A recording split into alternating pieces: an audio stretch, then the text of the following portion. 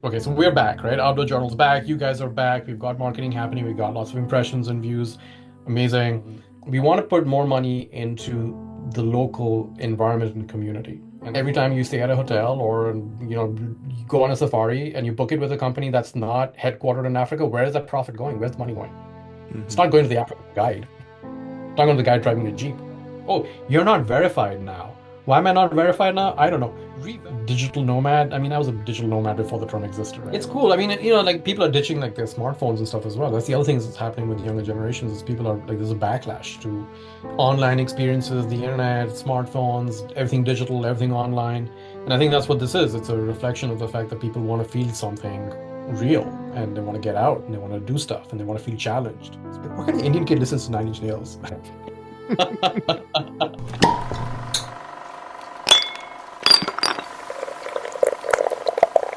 All right, everybody. Welcome back to the Outdoor Journal podcast. We are back by popular demand. People have been asking for us. Today, we have a very special segment that we're introducing. It's going to be called the Whiskey Hour with AP.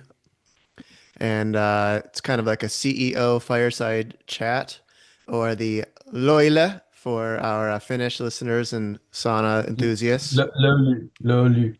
Lolu.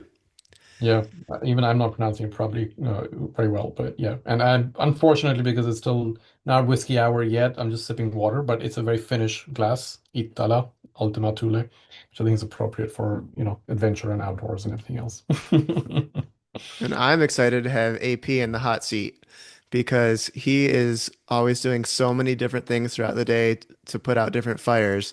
He's doing like top level stuff where he's handling editorial work and reaching out for funding. And he's also even doing like the nitty gritty of coding all by himself just to make sure that the Outdoor Journal and Outdoor Voyage are working properly.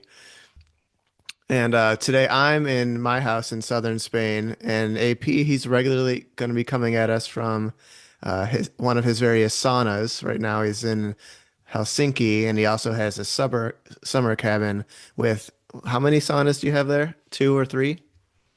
So there's the regular sauna, then there's a smoke sauna, and then they used to be under sauna. So there's this two regular functioning saunas in the cabin. Yeah, which is like pretty standard for every Finnish family, I think. And are there plans to fix up that third one or convert it to something different? No, so well, that's a good question actually. I don't think so, not at this moment. I think it's like because there are rules around how many saunas you can have. Finland is a country of rules. I don't know how much you know about that, but it's a there's a phrase in Finland called Santa Suomi. I don't know if it's appropriate for us to talk about it. I'll find out more, but it's a very rules-based and rules-driven country. So yeah, there's rules on how many saunas you can have. Well, we both used to live in Luxembourg, so I think we're both familiar with the rules-based culture. Oh, yeah, yeah, yeah. I'm Finland's like another few steps. It's more digital, right? More like online, but everything's rules. Well, if you get more into fishing, you could use it as like a smokehouse. Probably some rules around that too. And of course, you need some fishing permits as well. But yeah, well, we'll figure it out. I mean, right now it's more like a storage place, the other sauna. But there was another sauna. I think maybe there've been four saunas. I don't know. Don't quote me on this. But that's Finland. There's almost more saunas than people. So Well, aside from sauna rules, we want to be talking about some of the the biggest challenges we have as a startup at TOJ, as well as some of our biggest w weekly wins that we've been experiencing lately, and some of like the hardest decisions that we talk about internally as a team that I think might be really interesting to people who are interested in startup culture and entrepreneurship. And we also want to let our TOJ listeners and readers know how they can get the most out of the outdoor voyage. And instead of just reading about adventures in the outdoors, they're really just a few clicks away from going on their own adventures. Hey, thanks, Davey. Yeah, I mean, that's kind of, there's obviously a lot of questions to answer for a lot of people because we've kind of been stagnant or away from online social media, et cetera, for so long. I mean, of this COVID, and other things, but you've been away, I've been away. You're away on parental leave, you've got kids, I've got three kids. It's not easy to run a business and put on multiple hats, including being a dad. Um, uh, Outdoor Voyage was, let's quickly go to Outdoor Voyage, right? So Outdoor Voyage was born out of the fact that people were coming to the Outdoor Journal, right? Both in terms at our actual physical events and being like, hey, this is amazing. How do I go on my first trek in the mountains, right? Or in the Himalayas, where I'm thinking of going and doing the scuba diving course, and where should I go do it? And is the Outdoor Journal going to start doing trips? So I think it was really born from the fact that people would ask us, how do you do these things? We're gonna have Suri becoming more of a regular guest here, clearly, our cat. Um, so because so this is her sauna because in the winter she decamps to her winter home, which is our apartment sauna because it's the warmest room in the apartment. It's a little So bit I've of a now, Bond villain thing you got going on. yeah, I feel like I'm Blofeld, yeah, but I don't have a choice here. I'm not gonna send her away, so yeah, here we are. So Outdoor Voyage was really many years in the making of like trying to figure this stuff out. And it turned out to be way more complex. And people are going to be like, "Oh, but can ChatGPT figure it out?" No, it can't because it can't figure out who to pay and how. So there's lots of pieces in there. But specifically, the thing is like, if you've ever been planning a trip now, if you're a hardcore adventure explorer, you want to climb some remote ass mountain in India or Nepal or Tibet or Pakistan, right? Uh, you still have to find a local company to outfit your expedition. You have to trust them, and you're probably going to do that because some friend told you they were good because they went climbing with them, right? So that's word of mouth. That's fine. And then you're gonna have to pay them. And I assume you don't want to pay them in cash because, something goes wrong, you won't be carrying, I don't know, thousands of dollars of cash.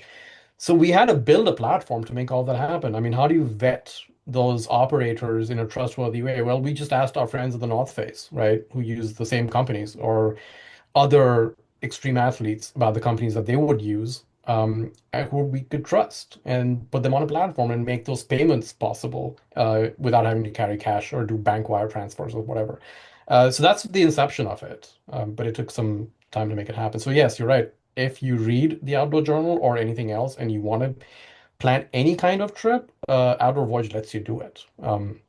And we don't keep a big chunk of the money either, right? That's the other thing is we try to be, we want to put more money into the local environment and community. And I think that's one of the bigger problems of travel. It's $1 trillion industry, adventure travel, outdoor travel, experiential travel, all of this stuff.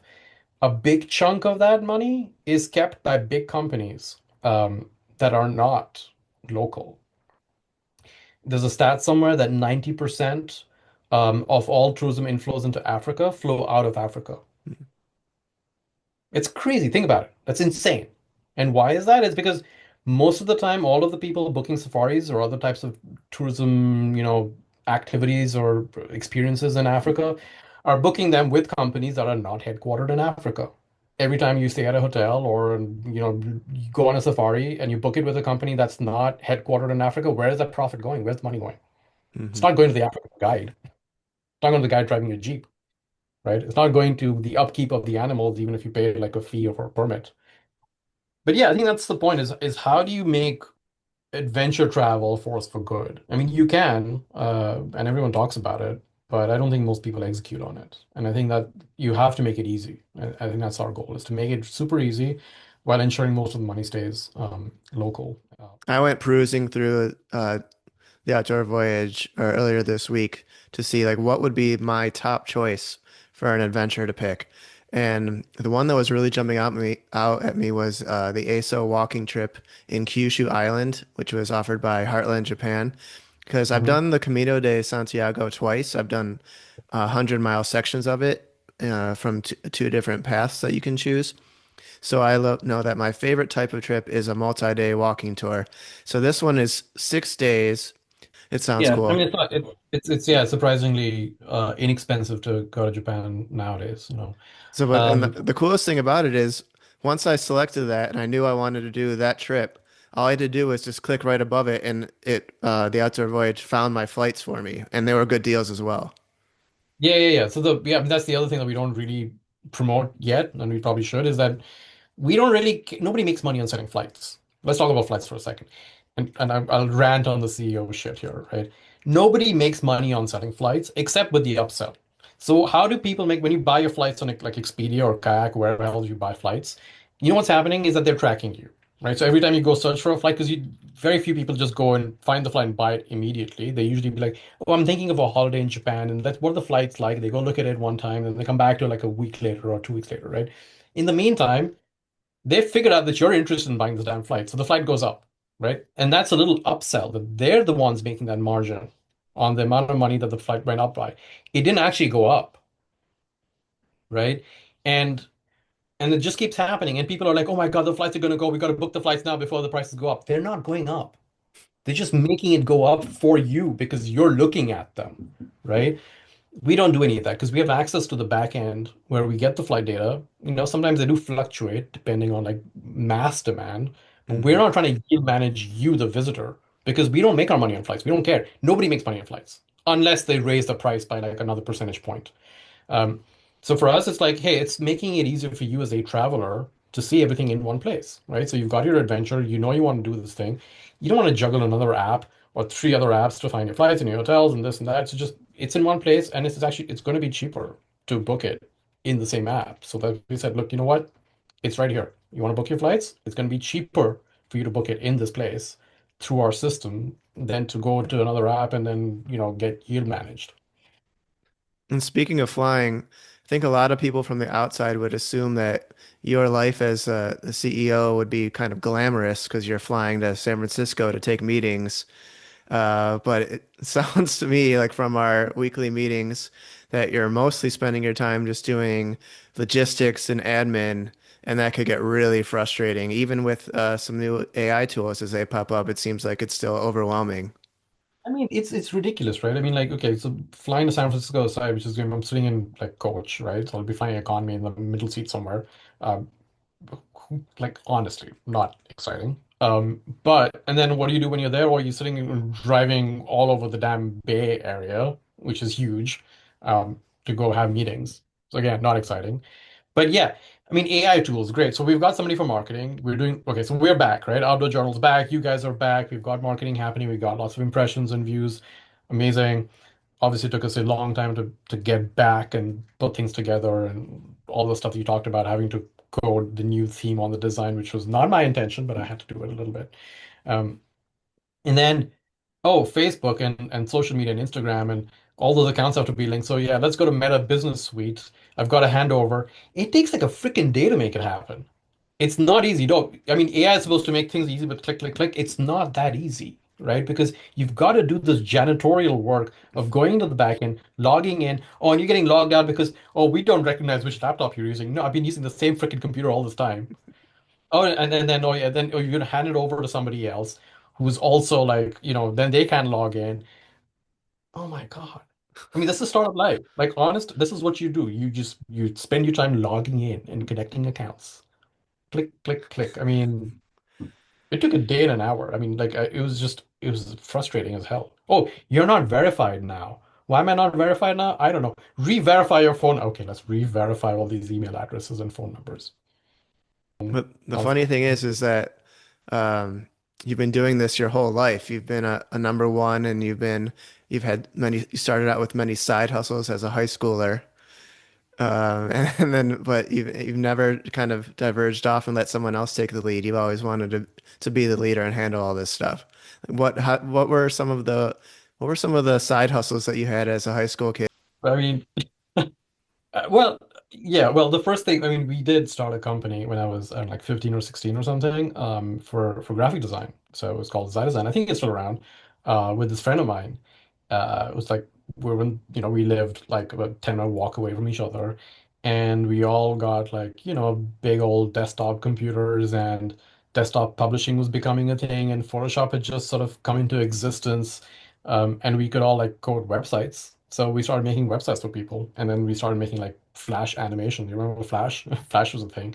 So we started making Flash animation presentations back in 1996 or something, or 97. So that was my first company. It's still kind of around. I mean, eventually the company had like pretty big clients like Microsoft and HP and all of that. So I mean, my first gig, that was first company was a design business, and we made pretty good money for like high schoolers, I don't think my parents were super supportive of it because I wasn't like, they wanted me to study. But that was the thing, yeah. And kind of continued for a while, even when I was in college and at Maryland. Back then, people like are, oh, hey, you gotta like remote work and Zoom. Fuck, I was doing this in 2000 or 1999. Like you went online, and Windows 3.1 had a tool, I forget the name of it, where you could like whiteboard with somebody else, like over the internet. Uh, and that's what we would do. We were remote working. I was sitting in Maryland and my friend was sitting in New Delhi. And we would like, sketch out like stuff that we wanted to do on websites and like, on the whiteboard that we were remotely working on. And there's like AOL Messenger and there's all these other tools to do this stuff in. So when people talk about remote working today, I'm like, 25 years ago, I was doing the same shit. Like, honestly, this is not a big deal. Like, this is so much stuff that just gets repeated. Life is a cycle. Trends are a cycle. That's why I'm like, digital nomad. I mean, I was a digital nomad before the term existed, right? I mean, I was sitting with a laptop, God knows where, as a journalist, writing an article. What is that? Same thing, you know? And that was like, early 2000s. And how did you get away with totally ignoring your schoolwork? I did not totally ignore my school. Let's be, so there was a point in which I did, right? So after high school, between high school and when I went to Maryland, I was a 6 month period where I was in a college in India. And so I had won this thing, like a quizzing competition. We won so Discovery Channel came to India, okay? And they ran in 1990, again, 96, 97, around that. They ran this multi-city big, and they televised this at some point, quizzing show. And they got like high schoolers, right? Kids to like do this thing. I think it lasted months. And it was like this, like a pyramid thing, right? You kind of like keep going through these various events with different schools, and we just kept winning, right? So it was me and two other guys from school, and we just kept going and going and going and winning and winning and winning, and finally, like, we won the thing, right? We won the trophy, and I was like, oh, this is not bad, like, and I think it came with some, maybe it came with some cash prize. I don't remember, okay? But when I got out of school, when I was done with high school, it turns out in India, in college, there's a quizzing culture where different colleges hold these events and you get cash money, right? You win, you get money. I was like, this sounds good. So I just teamed up with someone else, another friend of mine, and we just started going to these events and winning and making money. So that was another hustle. Um, then we started hustling for like, I started doing this stuff for selling sponsorships for those college festivals. So we'd go to meetings and like make some design stuff, like presentations, pitch decks back in 99 and presenting and like raising money for these events. So yeah, I was selling as much as I detest selling. I was clearly selling early on. And then were That's you sitting down at card games with like grown men to play poker and win money Yeah, that that was way another too? thing. That's true. Yeah, I'm not sure how much of this stuff is like legit anymore, and I guess I could talk about it. But yeah, I mean, in the evenings, I'd go meet up with like people I did not know very well, and go to their homes and like and gamble and make some money like playing cards. Did they think you were like a wunderkind, so they gave you respect when it came I to mean, they were bluffing? they weren't that old. I mean, they must have been a bit older than me, but I was just hanging out, man. Like I was having a good time. I don't know what they thought of me. I was just like, hey, I spend my days quizzing and then I spend my evenings like playing cards. And I think my parents were probably glad that I went off to school in the States and, wasn't like messing up with all this other stuff. I don't know. So it's fun times. And when did you get Kind of fun. serious and then know that you really had to start something and stick with it for the long haul? Uh, that's a good question. I mean, I really just wanted to keep climbing. I went to school for engineering. I was doing well in school. Like engineering was not too bad. I was climbing a lot. So that kind of kept me busy mentally. I was not able to hustle in the States because it was like I was on an F1 visa at that point in time, which was not easy. You couldn't hustle your way through that. You could just you're not allowed to work off campus, all that shit. And then I had other this stuff going on. I don't know if I ever shared, but my aunt was going through a divorce, so I was like taking care of home and my little cousin and all that. So I couldn't really get out of some obligations. Um, and so yeah, I was maybe tutor some kids and go climbing, and that was it. But when I got serious about climbing and writing and photography, that was like I was just kind of driven that I wanted to write and shoot and be a climber.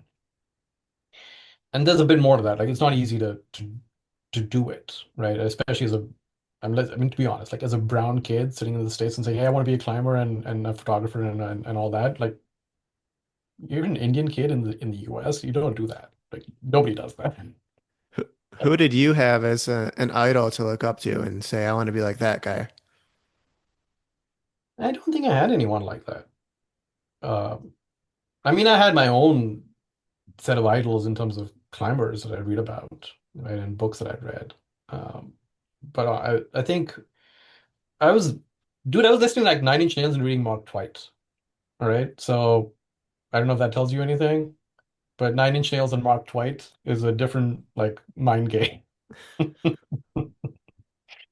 mean, that was my zone. That was the space I was in. I was like, we would get done with school like on Friday with classes, and I'd jump into the car and we'd drive to like Seneca Rocks, like 4 hours away in West Virginia, or to the Gunks, right, in upstate New York.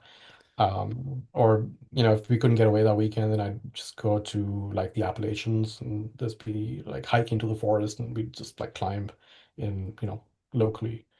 Um, but yeah, I mean, like, Nine Inch Nails full blast and read some Mark Twain to motivate myself. Well, when I met Erin, my wife, I was wearing a Nine Inch Nails cutoff shirt.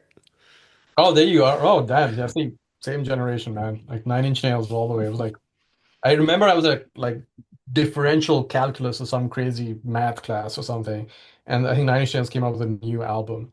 And this was before like smartphones and shit, right? So I was like, as soon as I got done, I think I went to like one of the guys I knew in the class, and I was like, "Where's the nearest record store? Because I want to go buy this thing." He's like, "What do you want?" He's like, he was like, "What do you want to get?" And I was like, "Oh, this Nine Inch Nails came out with a new album." And he's like, he looked at me, he's like, "What kind of Indian kid listens to Nine Inch Nails?" I wanted to go over some of the biggest wins that we had this week. For me personally, I published my first article in a long time. It's about my experience running the Bayman Triathlon in Normandy, France, which was super cool because it incorporates Mont Saint Michel, which is a centuries old church where people from all over Europe have been coming as a pilgrimage for many, many years. And I actually got to run up to the top of the church as part of the running leg of the triathlon, which is really cool. And it was a big challenge for me because the water temperature in the bay was only 14 degrees Celsius, and a lot of people were calling it a day just after the swim because they were coming out shivering. So I was really proud to get the finish, even though it was a slow finish there, and I'm really happy to be able to share it on the Outdoor Journal too. That's awesome. Yeah, no, I mean, I'm super happy that you're doing these events now and you're writing about it as well. I mean, I love this story. It was amazing. So please, shout out, go to the Outdoor Journal, go to outdoorjournal.com, go read Davy's story. I think it's a great story. Yeah, just super happy for you to have gotten embraced the suck, as they say sometimes, right? And gotten into it because I think you got to push through, especially for some of these endurance events, right? It's just getting through a mental wall. A lot of it is just it's mental, right? And saying, hey, I can do this, especially when it comes to like cold water swimming. Yeah, when I first came to Outdoor Journal, I was really more of like really more just a passion for travel. And then I was given the task to interview some of these world-class explorers like Mike Horn and Borgie Ausland and Ray Zahab. And I really felt out of my element. I felt like I was a kid interviewing men. So I really had talking to them really inspired me to kind of push my own limits, and that's something I want to continue to do. Yeah, no, I mean, we did an event. So we organized actually one of the first ever, actually the first ultra labeled event because the UTMB, Ultra Trail du Mont Blanc in France, around Chamonix is like the is an ultra trail as a brand. And so we ended up doing an event that was ultra trail branded, was the first one ever in India, in the desert, right? And it is astounding because I think of myself as a climber, as a mountaineer. I don't think of myself as an endurance athlete in the same way as like triathlons and so on and ultra trail running and so on, right? But obviously I've covered distances, right? Trekking into the mountains, carrying gear and all of that. And when we did this event, it was like we did like, like a smaller 25K, 50K, and then we did the 101K. Now the distances weren't exact because it was literally in the middle of a desert. It was an amazing event.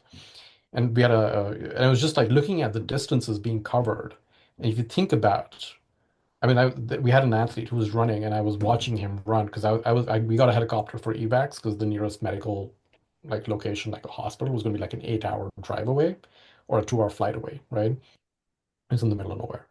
And I was like, I remember being in a helicopter and looking at this guy, and after 50K, he was still moving like a machine. Like you could just see his legs pumping and his hands moving, and it was just astounding to see someone at that level, right? And I've seen a lot of endurance athletes, and I'm like, it's incredible how much you can push the human body to, like the human-powered adventures in the world. I mean, that's what we're about, right? Is promoting more human adventures, and I think it's all an intersection of travel, adventure, experience, endurance. It's what we're in the world for. Yeah, UTMB has really expanded over the years. It's now sponsoring many events throughout Europe. You have UTMB Snowdonia, you have UTMB Lavaredo in the Dolomites, and Right. I think a lot more people are participating. So I think trail running kind of used to be a niche sport, and I think it's really growing in popularity, especially amongst the younger generations too. It kind of was always like Yep. a sport just for 40, 50, 50-year-old men. And now people out of college are kind of starting to kind of ditching the booze culture and getting more into the ultra culture. It's cool. I mean, like people are ditching like their smartphones and stuff as well. That's the other thing that's happening with younger generations is people are like there's a backlash to online experiences, the internet, smartphones, everything digital, everything online. And I think that's what this is. It's a reflection of the fact that people want to feel something real and they want to get out and they want to do stuff and they want to feel challenged, especially as the world gets to be almost an easier place to live in.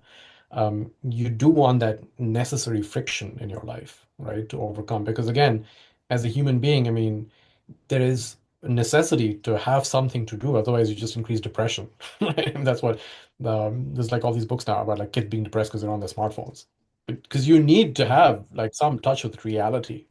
If everything is online and easy, then what do you do as a human being? What's the point? Right? What's the point of life? And speaking of UI, I think we should go over one other big win we had as a company. Um, I want to go over some of the feedback that we received from Finnish Lapland Luxury Lodge. And the reason why this is so important is because it really started out with a funny story that maybe you can fill in the details in after I read it. So the feedback we got from the owner and the manager who were on the call said, I'm genuinely impressed with your software. It's got such a clean and intuitive feel. And from a customer's point of view, the whole process of browsing, buying, and managing the tour and payments is incredibly easy and seamless. You've certainly put a lot into making it a user-friendly, and it really shows. And maybe you can tell us a little bit about how uh, the first demo did not go well.